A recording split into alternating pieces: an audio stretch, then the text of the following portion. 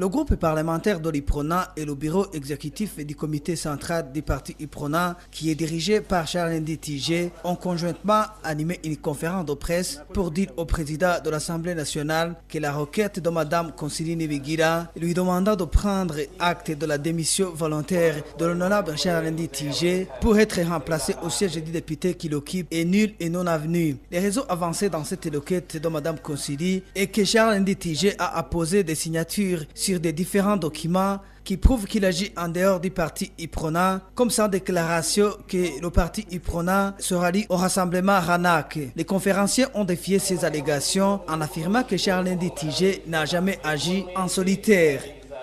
C'est dans ce cadre que l'honorable Charles Nditije signe tous les documents dans le cadre de la mise en application des résolutions et recommandations du comité central ou de son bureau exécutif et non en son nom personnel.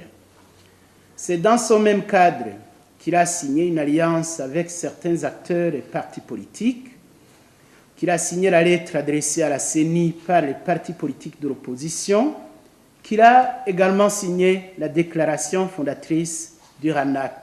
Sur tous les documents où il a apposé sa signature, l'honorable Charles Nditije l'a toujours fait au nom et pour le compte du parti IPRONA et non au titre d'indépendant.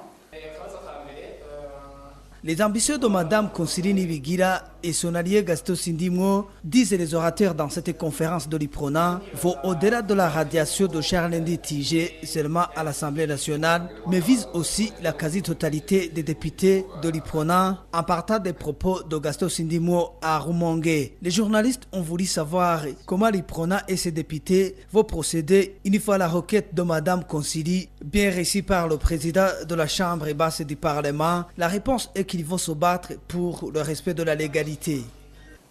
Nous allons donc nous battre pour le respect de la légalité parce que la loi protège les députés.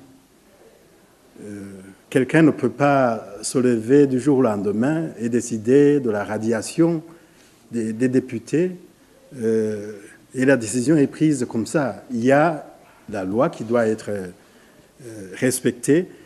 Et cette loi détermine la manière dont les députés peuvent être radiés. Et si jamais cela n'était pas fait, nous allons nous battre de manière légale.